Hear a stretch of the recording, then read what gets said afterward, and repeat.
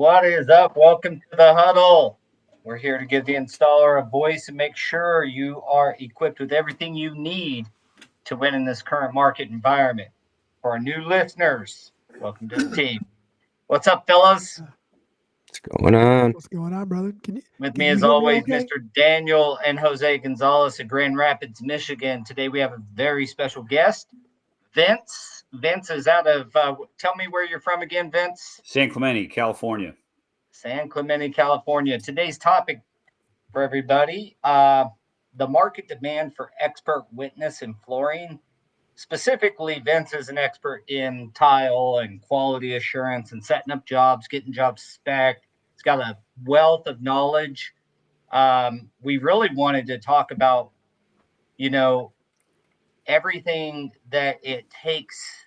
I mean, there's just so much it takes to become an expert installer, but there's another level to this stuff. And we got Vince on to kind of chat through some of that stuff. So, Vince, I'm going to give you the floor and have you tell us a little bit about yourself for our new viewers. This is going to be a sponsorship free video, so enjoy the content and get live in the chat, ask questions, and let's make Vince feel welcomed. All right, Yeah, Vince, tell us a little bit about yourself, sir. yeah, appreciate Yeah, that, we Paul. want to. Thanks for having me on. By the way, I love the name The Huddle. So one thing I didn't mention to you, I actually played college football. I was a quarterback, and so the Huddle is a There you very go. special place for me. So anytime I even hear the words, I got goosebumps. So appreciate Nice. that. But I have a long history in the tile and stone industry, going on almost 30 years at this point. I got a C54 contractor's license from the state of California back in 1998, and I came up in fabrication and installation. So I cut my teeth real early, just getting my hands dirty, and that was a fun ride. But I jumped really quickly into the supply side, so I got into the manufacturing and distribution of ceramic tile, porcelain tile, natural stone, and related products. I've traveled the world over. I've had an international career, which is amazing. So you were talking about how do you gain that experience to even get to an expert level. It might start in installation, but you've got to have that well-rounded. You have to understand product. You have to understand the supply, the logistics, where it's coming from, where it can actually go, where it can be applied, and whatnot. Fast forward in the last decade, I've been working with Oceanside Glass Tile. I'm the president of that company. I'm a shareholder of that company, and we've really taken that. It's a 30-year-old business, right? And when you're in the tile industry or in any industry for that long, you just got to change, right? You got to adapt to the market, and you got to grow. And that's certainly been my role within that business. And then last year, I'm a typical entrepreneur. I got way too many things going on. This past year, I purchased ceramic tile and stone consultants from the infamous Donato Pompo. Donato, who is the founder of that business back in 2002, he grew an expert witness, forensic tile, flooring, inspection services business. And it's a great business. And him and I have co-wrote many different courses that are online, live courses that we give at Coverings and Total Solutions Plus, these types of trade shows.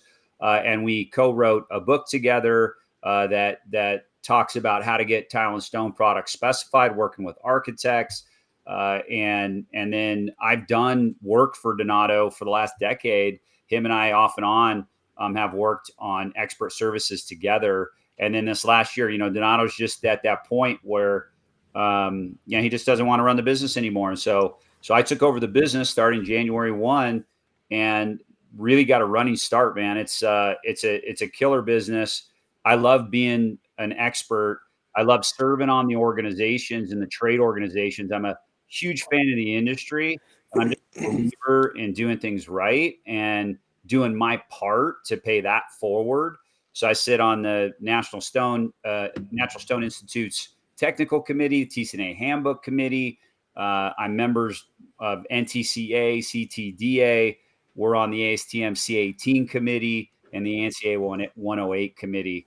Every So single So item is there anything that you don't do? yeah, Any it's more when I amp? told you that I do too much. There's a couple other boards that I sit on top of that. I could keep going. So tell us Sounds a like a bit busy man. about the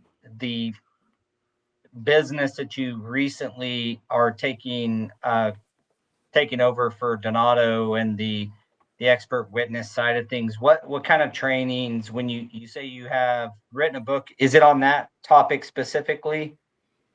It's not. So it's a mix of the book, for example, is just on it is and it isn't. So we run through what it takes to actually specify or a written specification for tile or for stone or related products. So for flooring, for example.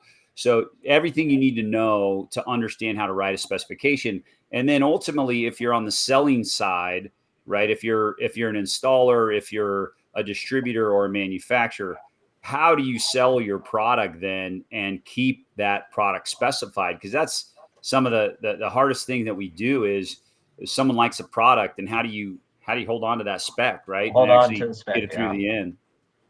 Yeah, and so when you're doing the forensic kind of thing where you're serving as an expert witness, you said it's a good business. Can you tell us about that? Like, what does that entail? What do you do there? Yeah, sure.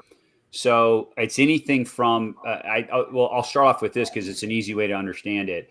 Our top client list, you would think that they would be tile companies or even installers. It's actually the insurance companies and it's the law firms that represent these companies. They're our clients, and so there's a couple things that happen. One would be your typical claim, like a water loss, right? A pipe bust and water goes through the house, floods the house. And then the insurance company wants to know, is there damage to the tile or the flooring? And does it need to be replaced or can it be repaired? What's the problem? There's fire loss.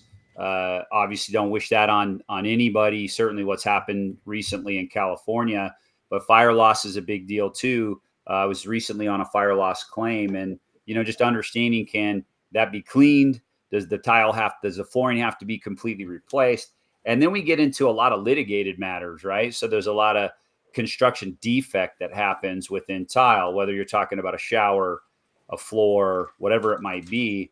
And the general contractor gets involved, the subcontractor gets involved, and you've got homeowner, and none of them are agreeing, right? So then it just goes to litigation. So the attorneys will bring us on to come in as a third party, totally objective. We can come in and assess this situation, write the report on what our findings are, all of which is based on empirical data. So we're measuring things. We're taking everything from slope to moisture readings to you name it.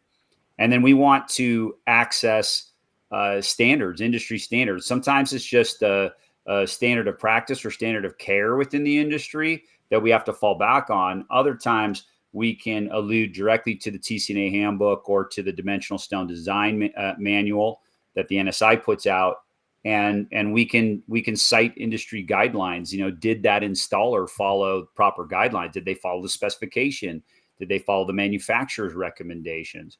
And then the last thing we do is around just quality control. So sometimes we get to a point where the recommendation is full replacement, and then whether that's a commercial or residential job, they want to ensure that the new installation goes right, and they need help. So they need someone like us to come in and write the spec, write the installation guideline, and help oversee the installation. So when you say the What installation what go makes it right, different? do Oh, you go hear ahead. me? Sorry, I just have a quick question. You say right, oversee and make sure the installation goes right. Is that because they just want to be educated on that, or are you going to be um, their information station so that way the installer and whoever they have back out is kind of crossing their T's and dotting their I's? Yeah. So I'd say both, right? Like, people want to be educated. The installer wants to be educated. So sometimes we have the clients that just want to understand better what's going on. Other times they throw their hands up. Like, I was just recently on a job. So I like being on the jobs where, just as an example, There's no attorneys involved. There's no insurance company involved. It's just a homeowner and an installer and a general contractor, and they're all trying to just work this out. And they've all thrown their hands up and said, we don't know what the issue is, and we got to get to the root of the issue. And then we need someone else to tell us what the remedy is, right? So sometimes it's just, I want to be educated. I want to understand what's going on. Sometimes it can get really vindictive too. So I never know, to be honest. Like, I never know what I'm walking into. And so we try to get as educated up front as we possibly can. So a lot of my job ends up being research. We got to look over a lot of documents, a lot of photos, and looking up standards and looking up a lot of things before we ever step foot onto a job site.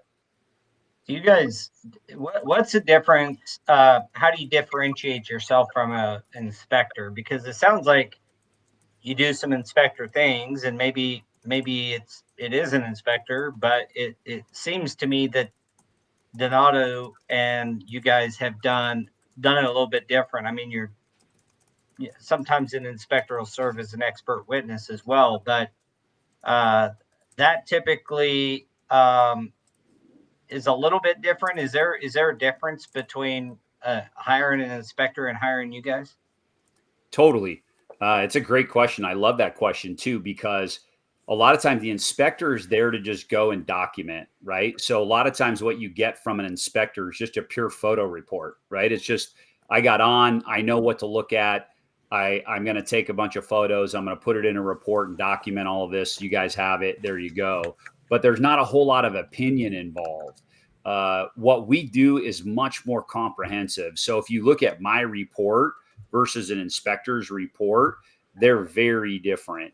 So we go to a higher level of research. So we're citing industry guidelines versus an inspector might know enough to reference the TCNA handbook, but he's not going to know the specifics and where to look at in the TCNA handbook to actually cite what is the actual standard that's applied here, right?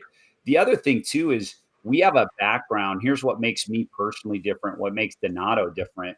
So I've been in the Carrera quarry several times. I've been in the Thassos quarry. I've been in probably a dozen different limestone quarries between France and Portugal and Spain. I've been in other marble quarries. I understand stone at a really high level. So when I go onto a project and I can immediately identify what the product is on the floor, just as an example, or on the wall, or whatever the application. You're like, that was cut out of section 14 out of Mountain 3. I mean, if you knew how many times, like I can tell you just in the last 6 months, I've been on 3 jobs where you can call me a top expert of the product that was installed. And so when I came back to the client and said, oh yeah, I've been to that quarry. Not only have I been to that quarry, I spent 14 years selling that product. I've actually specified that product on some of the largest jobs in the country. So I know that product like the back of my hand, and they start laughing. And so then when they see my report, when whatever the plaintiff is saying, this product doesn't exist, you can't get it, I have to replace everything, et cetera. And I walk in and say, oh no, you can get that product, no problem. I know exactly where it comes from. I know who to get it from. So that's the difference. An inspector is only going to go in and really just observe. We're going to go way, way deeper than that. And our reports reflect that. And it sounds like you provide solutions on the backside, not just reporting what may have went wrong or not went wrong, but you're going to provide, hey, how do you rectify the situation in a quality manner? And you and I were kind of chatting before the podcast started that some of that is like you'll come in and do the quality control, write the spec, and those types of things to help with quality assurance on the replacement, or even if it's a partial replacement or what have you. But you'll do some of that, like that next step that you don't see inspectors do, which is the remediation of the deal, like how to actually fix it for long-term, quality. You got it. You said it perfectly. I mean, I just finished up on a project actually locally. This one was in San Diego. And we're all over the country. So I got guys, I'm lucky because I've got incredible inspectors. I got 6 of them that are all around the country. And, we're going to Florida, we're going to Tennessee, we're going to Texas, and we do a lot of jobs in California inherently. But I was just on one where that's exactly what I delivered to the client. Was not only did I tell them, they wanted to understand why, right? They needed to understand what was going on and why. And the general contractor, generally, he didn't know. He was like, I need to know. I need to understand what's going on so we don't do this again. And then they wanted a remedy. They wanted to know, okay, well, what's the root? And then how do we fix it? And so we walked in and said, I told them exactly what was going on, why it was going on, and what to do to fix it. And that's huge because I mean, especially if it went wrong beforehand. And Daniel is a really true expert in sheet vinyl resilient flooring and moisture, and does a lot of training around that. And we always like to at the Huddle, and I appreciate what you said early on. We do. It's just like a little huddle. We get together once a week, and we're talking about the industry's issues. But we also use a lot of the, uh, analogies from sports on here. So that's where the name comes from. Believing that building a great team, whether it's on inspection or the actual installation early on, is part of the success of a project. That being said, Daniel, I wanted to tap in on the other flooring side. So I know you don't inspect a lot, but you do a lot of quality control from the terms of when you are training people, what types of, you see, I don't see this type of thing that Vince does in the soft goods world as much. I know you do. Do you do soft goods, or is it just we do? I have a carpet. While it's not my expertise, I know enough to be dangerous, right?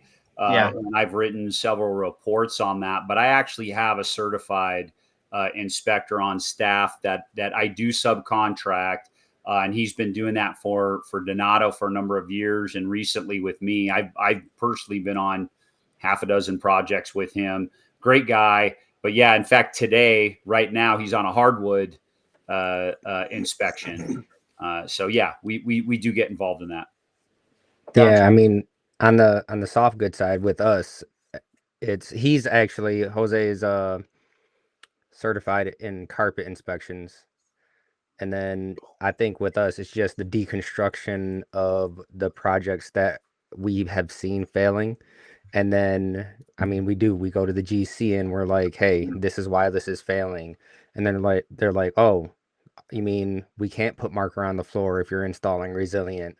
Or, oh, we actually have to, do something with this cutback adhesive instead of just trying to go and put a half inch of prep down. It's like, man, that stuff's going to come up regardless of what you do, unless you either get rid of it or I mean, they got 1 part urethanes now that can go over it, but you got to do something. You can't just start patching over it and think that it's going to be covered. Yeah. I so often, I've had flooring inspections done. I own a commercial floor covering company, and as we were talking earlier on, I also found a Go Carrera. But most of what we find, or what we uh, uh, come across, is there's a lack of training. Not that there's a lack of the ability to train. I think the training entities, most of them have space in their classes, but getting all of the installers, specifically when we're talking about 1099 true subcontractors that may work for multiple flooring companies, um, making sure that there's access to training and that there's a way for them to let me say this: the best way to be successful is to be trained right first. Like, you really got to know what you're No doing. So question. often these inspections come back and it says there's an installation issue, which I would assume a fairly large portion of what you do falls back into improper installation techniques. We found it. I've served as an expert witness in the past, only brought in for a court case for and I really didn't like it because it was a competitor and I wanted to make sure that I was unbiased in the deal, but it was clear lack of training, lack of knowledge on how to properly install that flooring system. Yep. And is that what you find as well in your inspection, in your business, I should say, in your reports? Are you finding that it's lack of quality training, or are you seeing that it's let me ask this: how often do you find a highly certified guy that had an installation problem? Yeah, almost never. I mean, that's the thing is the guys that are doing it right. I don't know the last time. I mean, I wouldn't be on a job. I mean, they're just not having problems. I mean, you're right. Here's what I would tell you is what we find, primarily in tile and stone. It's never one thing, right? I can't tell you that it's ever just 100% installation. It never is. There's always something else that is potentially going on. And that's what makes tile and stone so complicated, right? Because take stone, for example, not all stones can go in every application, right? And same with ceramic tile versus porcelain versus a mosaic. And then if you've got something that's got a fiberglass mesh on it, if you've got something that is dimensional versus a certain size mosaic to large planks to porcelain slabs, I could go on and on. Like literally, every year the TCNA handbook or the dimensional stone design manual has to be updated because we have to accommodate for these new technologies and these new things.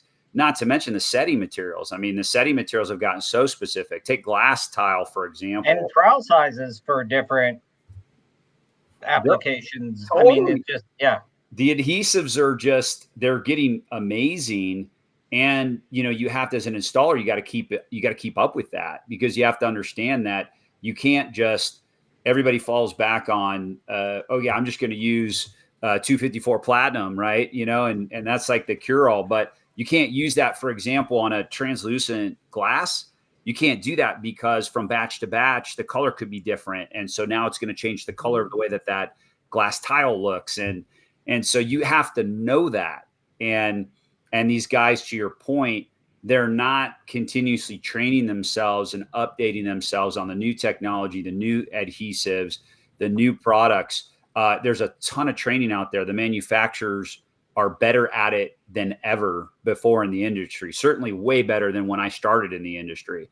So the support level that you're getting from the manufacturers and then also from the trade organizations, manufacturers and the distributors are heavily investing into the trade organizations, NSI, the TCNA, the NTCA, CTDA. All these organizations offer an incredible amount of training, educational courses. So to me, there's no excuse, but I want to add one last component. In California specifically, we have an issue with unlicensed guys.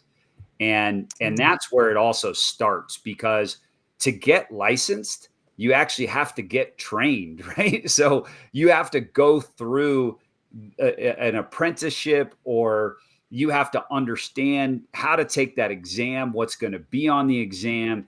And so it's going to give you a level of training that's absolutely necessary for you to get into that trade. So at a bare minimum, that's the place to start. And in California, we have a big issue.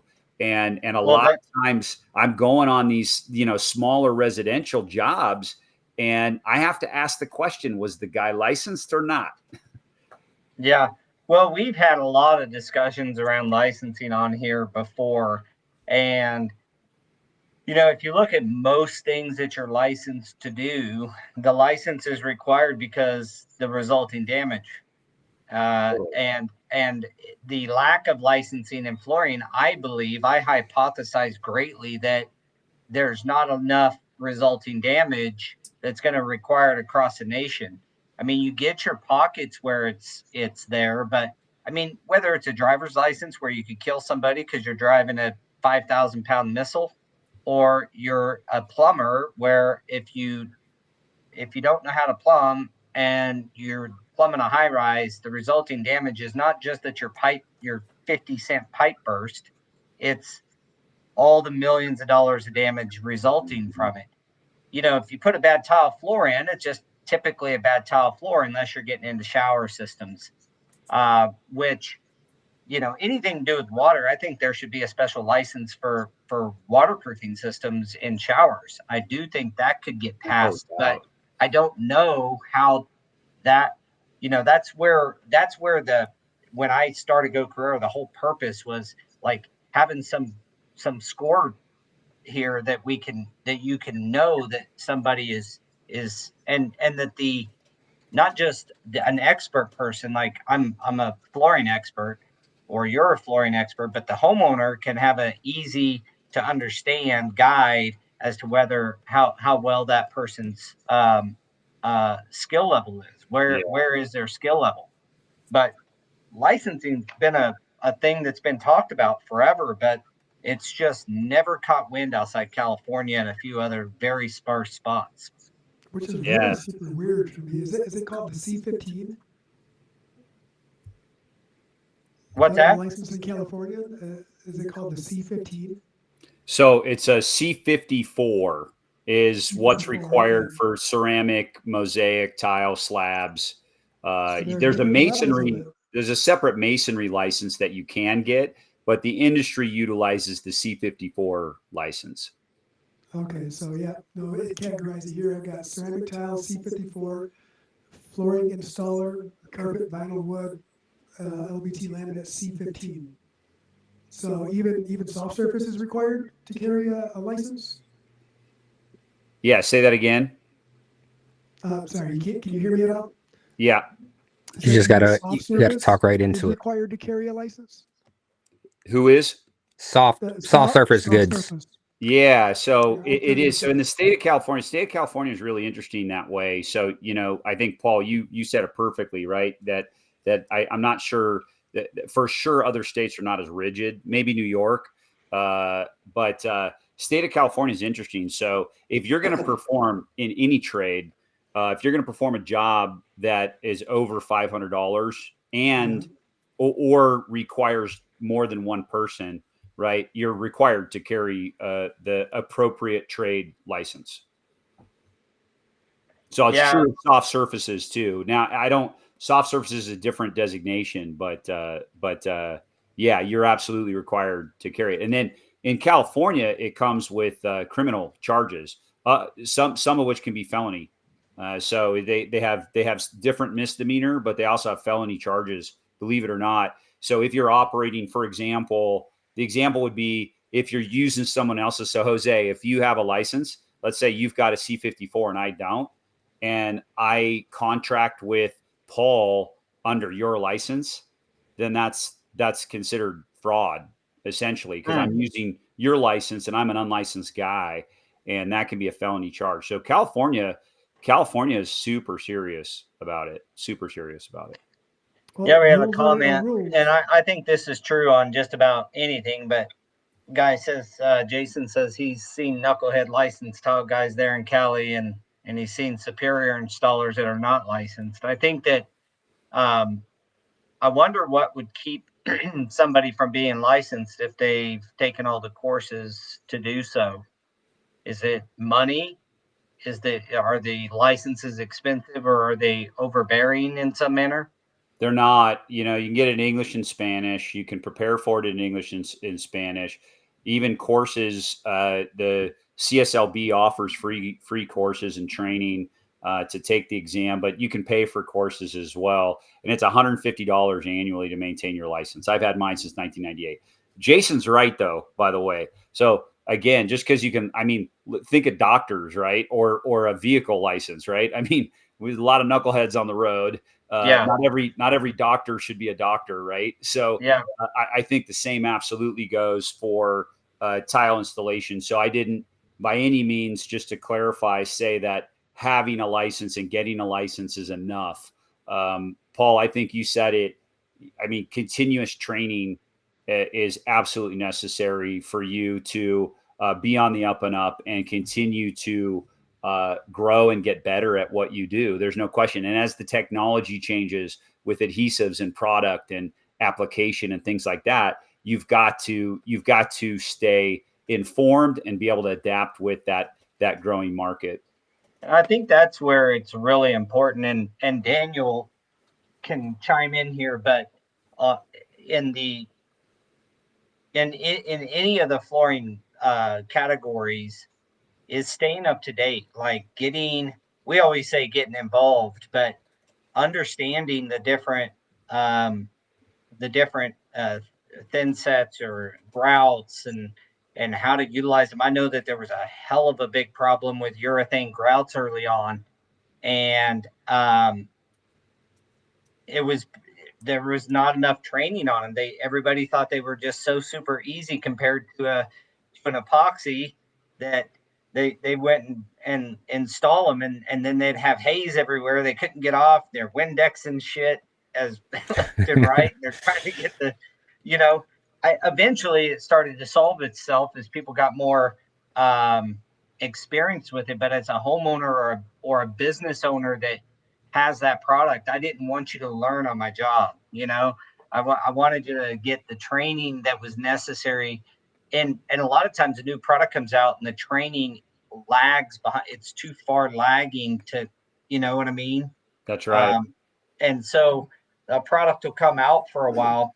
Click Floor. I mean, it took Wilson Art out of business in the flooring industry when they came out with their solid core, and the tongues were snapping everywhere. Part of that was not understanding that it's not void of the necessary floor prep. And when those floors were installed on perfectly flat floors, they didn't have that problem. But you start getting that flex and the tongue would break off, and then you had problems throughout a project. And I actually have experience with that myself back in mid 2000s, I'd say. But yeah, it's like the products come out and the training for those products lag enough that there's a pretty high failure or problem rate. I won't say failure, but issues with that new product. But you do have to stay up on it, whether it's new thin sets or you're putting gauge porcelain panels up and what trowels to use. And all of that stuff really, really matters. And that's why here on the Huddle, we're huge proponents of getting trained. I know I was going to tag Daniel in here and Jose to talk about, all of the little tricks and techniques and new things you've seen over the last 10 years in just sheet vinyl and heat welding and cold welding and all these things. Just the tooling in general. I mean, the things that you can use in order to cut the time of the install down that people just, I've seen trainings where they're still not using this stuff, and it's like, man, you're teaching them with this old stuff, and like things could go just so much better if you just upgrade some tools. Yeah, and that's same as the new product. Is a new tool goes out, but how to use that thing is sometimes lacking. Yeah, Well, I would just argue this is that there's never been an easier way to do it at this point. And let me just give you an example. So several years ago at this point, one of the things that we developed at Oceanside Glass is our mosaic is a paper face mosaic so that you can get 100% contact on the back of the mosaic. It is the better way versus fiberglass mesh. And some guys are resistant to that, even though it's actually an easier installation and you're guaranteed to have bond versus what you deal with fiberglass mesh. So that's not even what I'm getting at. So what we did is on the paper face, we printed installation instructions on the paper face. Then we put a QR code on the paper so that you could download the video that shows you how to install the shit, and they still install it backwards. Like it's insanity. It's insanity. It's like when I get the call, I'm literally like, you have to include the device too, brother. You're right, Jose. Hey, next time I'm going to throw it. And by the way, throw an iPhone in there. If that wasn't enough, we actually print we print our install guide, and that goes in the with the bill of lading in every When you So- say they so they're install getting it upside, are they installing paper down? Yes. Still, is that what Yes. you know? And it I think the literally biggest says- problem we found with Oceanside Glass, because we've installed it, is the amount of they have to you have to be really cognizant of your trials and trial size, because you can go, if you're not and you're not using the proper trial size, you have a grouted product with thinset at the end of the day. You sure And that do. has You been sure that do. was we had a I just problem with can't get that over- where I it can't was get over pretty what you much said. grouted with thinset because he used a large notch trowel or larger notch trowel trying to build it out. Well, you don't know what's going on behind there. Yeah. You don't see it. That's the harder part. But It if you're is. using the right trowel size, it won't fill your grout joints up. Yeah. And like we told our guy back then when that happened, it's been years ago, but like it's better to use a backer board to flush it out. This was an accent, a 1 foot accent in bathrooms on a 12 by 24 tile, right? And so you got a thinner product versus a thicker product, and they tried to float it out with inset as opposed to either pre-floating it with a ledger, like a gauge board, or putting up something that would make that gap up. But yeah, I remember seeing that distinctively, and it was like grouted with thinset. All you can do is take it out. I mean, you're not. You have no choice at that point. Well, and I'd say this, like, again, with Oceanside Glass, is that we know it's a complicated product to install. Like, we'll never try to argue otherwise, which is why we go to so much trouble to make sure that we make all of our install guides as easily accessible as possible. So the major point that I was trying to make was it's never been easier to access information on how to install this stuff or what tool to use or whether or not the product should even be installed in that application. And it's easy to get the info that you want. In my opinion, there's little to no excuse to not know. I mean, how many times you see, how many YouTube videos have you watched to do some project? I mean, Yeah. It's so easy. So don't even look at my install guide. Just go on YouTube. Well, I mean- YouTube is a fantastic place It to is. get a reference, but it doesn't We've give you the had a hand few, skills. The hand skills you have to get with practice. Yeah. Information is there though.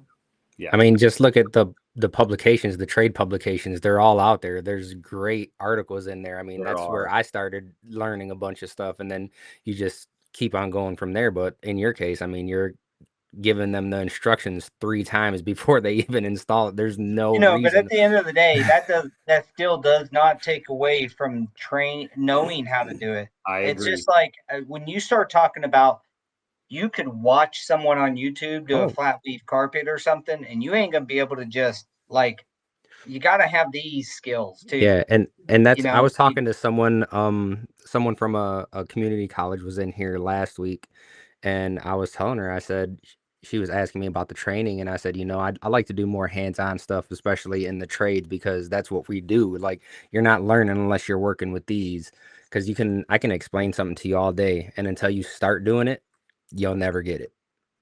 I agree. Yeah, there's a big piece of using your hands, where you start to you can get some knowledge online. Like, our algorithm for Go Career does give credit for online courses, but it's not the same weight in our algorithm as putting your hands on it and then being tested. Those types of deals are so, that's why, like, we do a kind of a Facebook failures or follies or whatever. We'll pull up some YouTubers doing stuff and try to keep it lighthearted, not really trying to dog on anybody, but there's still a reason why there's professional installers. And most of the products, even the DIY products, should be installed by a professional. And we push that a lot, even though it says that, you can do it yourself. You can probably, Like, can you click two planks Probably. together?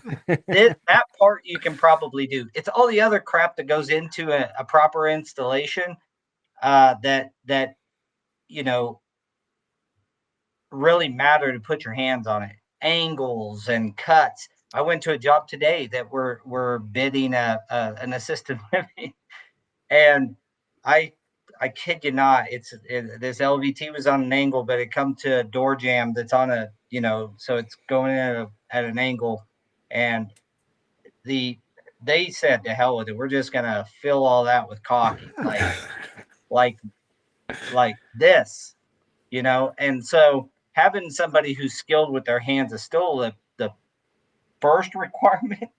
Then you can watch YouTube videos because you also can figure out which ones are BS and which ones can really help you Right. with your install. And I think what set us apart, like, I mean, even now, is that if I were to get that material, I would get it and then play with it in the warehouse before I even take it on a job site. Mhm. Got to We do, just had mock that it up. conversation today. We just had it today. Like, nobody knows about this product. It doesn't have legs yet, but I don't want to test it on the job. I don't want to test it with the installers. Let's get our hands wet or get our feet wet here at the shop and do a mock-up. Well, and that comes a lot from the heat welding world. I don't care what job I've ever been on. That's what I kind of specialized in, was Flash Cove heat weld products. Even if I've welded before, I do not start welding a job until I've ran, practice runs on the product, partially because you never know the different welders and the heating elements and how hot the welder's running. So you got to figure that out. But it's also the product itself. Even if I've installed it thousands of yards of Medentech, I'm still going to run some practice welds and do that for a time. So that's kind of inherent in the resilient world. I think that gets you guys out there experimenting with stuff Well, every time you get something new. that's where you get like the sports analogy from too, right? Where they say, an amateur will do it until they don't get it wrong, but a professional, is that what it is? They'll do it until they get it right, but a professional will do it until they don't get it wrong. Yeah. And it's a big that's difference. certainly the part. That is And with the dynamite right there.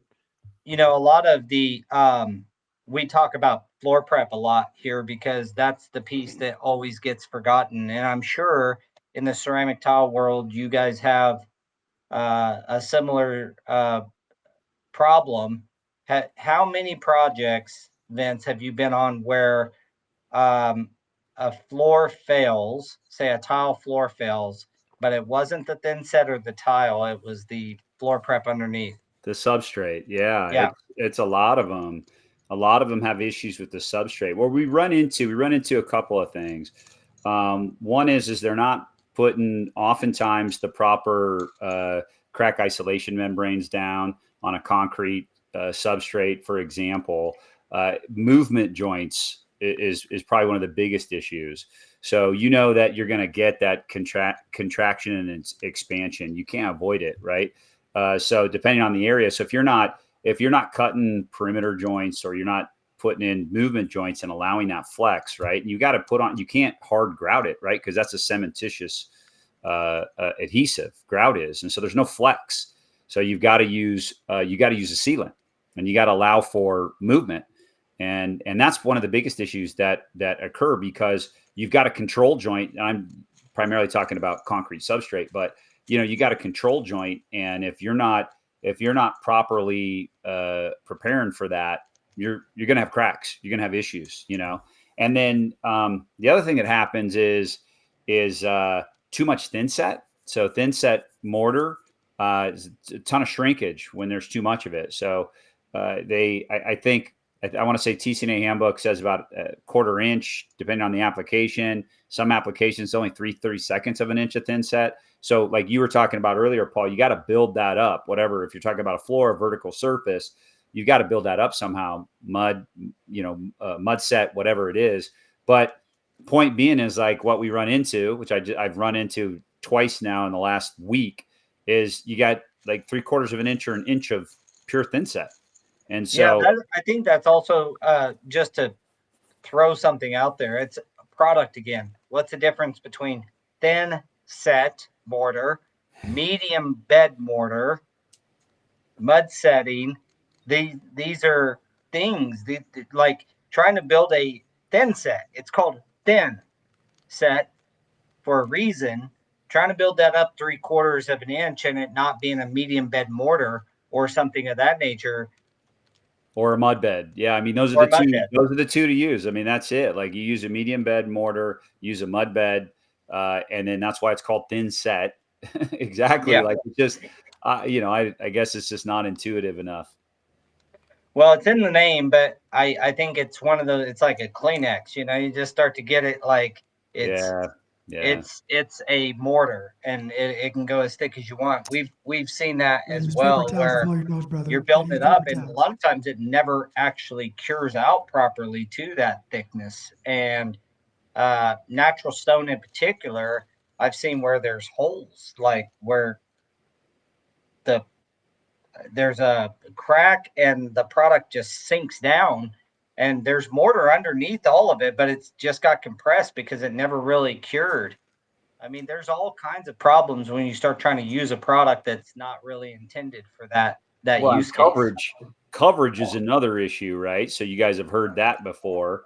So if you're only getting, I think on large format, for example, 80% is required. I mean, really, you want in most specifications they're asking for 100%, which I think it's unreasonable. You're never going to get 100% coverage, right?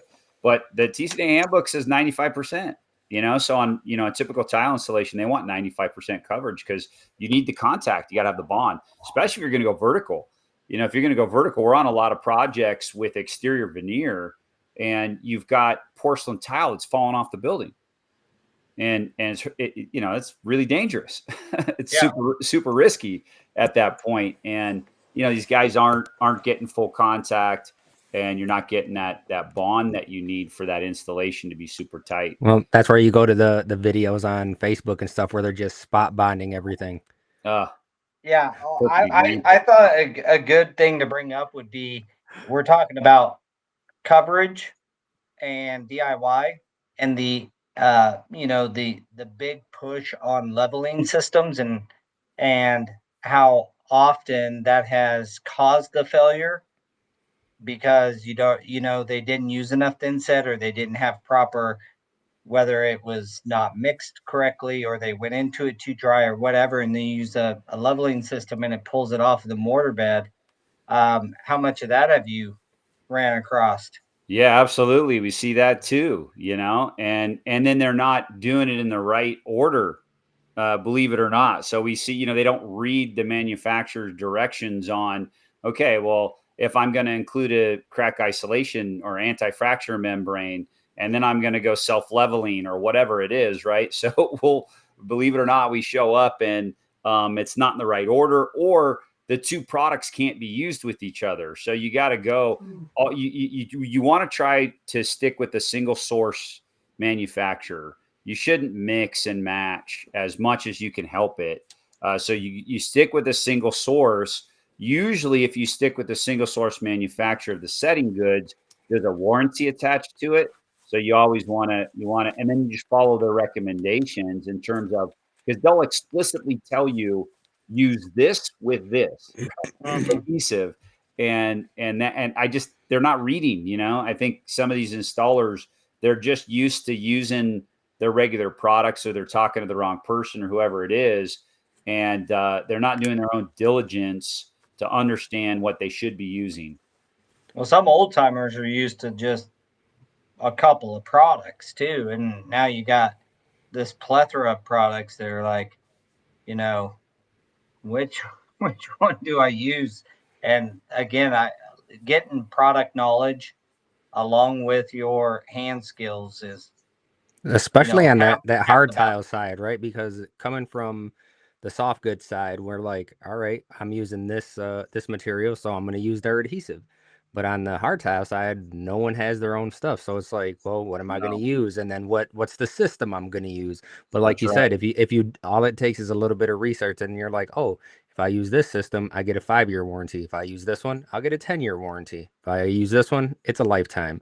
So it's You all got in how much you want to spend on something. And then when you're bidding, it's a different story because it's like, what are the Well, you other got guys some going to be forceful using? specs that make you use different products sometimes, and you're like, even when you start talking about writing specifications and stuff, and you were talking about expansion joints earlier, one of the things that you will go to battle with designers with is movement joints. I mean, they'll let you get away with some soft joints, but you start wanting to put a true expansion joint in, and they're like, that's too ugly and for this lobby. And I'm like, well, you got a 60-foot span. We have to put Gotta true put it in. expansion joints in. Yep. Yeah, you're 100% right. And by the way, it's the TCNA handbook is very explicit about this, is that it's actually the architect that should specify where the movement joints go and what movement joints to put in. And if it doesn't exist in a specification, then the installer should submit an RFI, right, for understanding where the architect wants movement joints to go in, right? And it has to go That's in. a good point for the audience. Like, you should lean on the architect and the designer, but specifically the architect, to give you that guidance on where to put the joints. So often we get asked for shop drawings that show where they go, and they want us to decide, and we Not can your only give them responsibility. the and I can't tell you that we haven't just given them, and we have. We try to follow the the guidelines, but often they're like, well, can you move this one over here, because we don't, it's so aesthetics driven It is. that that's where the problem comes in. It's like they don't want this there, but that's where it needs to be, because you have an actual building control joint there. I can't like move it 5 foot to the right just because it's going to look better. It has to be where it has to be Right? sometimes. That's when you tell them you might as well just not put one if you want me to move it there. Well, Because of the aesthetics and the performance portion of it, they literally have people have created businesses based off of creating transitions to insert and different ways to use the design aspect. As like we have so many samples here. I mean, we'll probably never use 90% of what we have here, but we have them just in case. It's just it has to be there. yeah. Maybe that should be a podcast. Maybe we should talk about that, understanding how to look for it. An what to issue. look for. Yeah. Yeah. It is a topic in and of itself, Jose. I think you're totally right. I mean, a couple of things that we've talked about are literal topics in and of themselves that we could probably go on for a while about. But they're all combined. They're all issues. And we run in, I mean, just going back to I think the root of what you were saying, Paul, at the beginning, it is, we run into all of those things, and it's rooted in training. I mean, you can't get away from it, right? And licensing, it certainly is a part of that, but that ongoing training is what's so important to keep up with that. And then, as you brought up something that I heard you say that I thought was astute, is that oftentimes the training is lagging with the technology as it gets released into the industry. So, with that said, knowing that's the case, you've got to get with the manufacturer. If you're unsure about a product, or if there's something new that you've heard of, or whatever it is, the manufacturers most have written installation guides. They have specifications. They have the information to provide to you to help you do it right. And then, like Daniel and Jose, you guys were saying, is mock-ups, right? I mean, then you can't just rely on that. You've never done it before. So mock it up, right? That's what you got to do. So you said Yeah. something right there. The manufacturers have that information. They do the training, and we talk all the time about relationships with reps, and that's where it really comes in handy, to where they're just a text or a phone call away, and it's like, hey, man, I got this going on. What do you recommend? And then he quoted a project not too long ago, and then we just had lunch with our Utseen rep today, and then he's like, "Yeah, this stuff is coming over. It's not even released in the U.S. yet. This is what you can use on that, and I'll get you some." Yep. Yeah, and a lot of times we did an exterior system I told you guys about, but we did an exterior system that Ardex came up with, and here in the Midwest, porcelain pavers are pretty popular or gaining popularity, but hardscape guys are installing it like they install flagstones and putting it on gravel beds or putting it on a sand bed and then polymeric sanding it, and the homeowners are expecting that to last, and last about 3 days with polymeric sand. And especially when you start talking about pool decks, we just did a really nice big pool deck with 24 by 48 tile with Ardex's exterior A14 drainage mat system. But they'll go out there with you. We had the Ardex technical guy there with us the entire project, making sure that we're doing the processes. In fact, we had to change on one area to a different system, and so leveraging your technical reps and leveraging those people, that's it. That's just as important when a product comes out, because that was a new product. I seen it at a Fuse conference because I'm a member of Fuse, and I was like, that's what I need for this job. Yeah. Well, the training for that there's no training for that yet, and making sure that it's done right and that you actually get the drainage you need. And there's a lot that goes into that would take a whole nother podcast, but that's what I think Daniel's saying, is like having the relationship with your reps and leveraging them, and also getting involved with the industry and talking to guys like you, Vince, and joining the huddle and listening and learning. That's it. When you brought up Fuse Alliance, right? And I think that's, being a member of Fuse, or, being a member of NTCA, or, any of those type of organizations, right? The trade organizations are incredible, and they just keep getting better and better with the information they're putting out and the courses and the training that they make available to you. So no, and then you go to Fuse Alliance. I was there as well. And you get to see some of the new product right there firsthand. Like you just said, then next thing you know, you're using it on a project. And so, yeah, you got to, Coverings is coming up next week, right? I mean, it's another place. It's a venue to make sure that you're out in front of all the new trends and any type of new products that are coming out. Yeah, and I think it's just important for installers to get involved more than just the flooring companies. The guys that are dealing with the architects and the general contractors winning the bids, and then either having their in-house crew do their W-2 employees do it, because we have W-2 installers as well as subcontractors. And those subcontractors, you can't force them to do certain trainings. You can't, it's not the same. And so I encourage all the subs, like, if you are performing work, getting involved and getting trained is like paramount to your success. Agree. Totally agree. All right. Well, we've come up at the end of the podcast here, Vince. Thank you so much for joining us. If you'll stay on after we leave the live stream here, I want to thank our audience for getting involved and commenting and asking questions. We didn't get to all of them, but it was a pleasure having you, Vince, and your knowledge. Get involved, guys. Get out there. Vince, do some plugging for your platforms and where people can find you and work with you if they need. Yeah, we talked a little bit about Oceanside Glass. So that's just glasstile.com. Super simple. And then Ceramic Tile and Stone Consultants, really simple, is ctasc.com.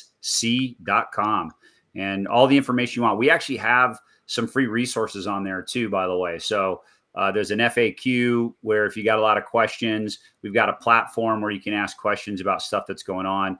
And then certainly that's a great way to get a hold of me if you're looking for quality control services or forensic type services.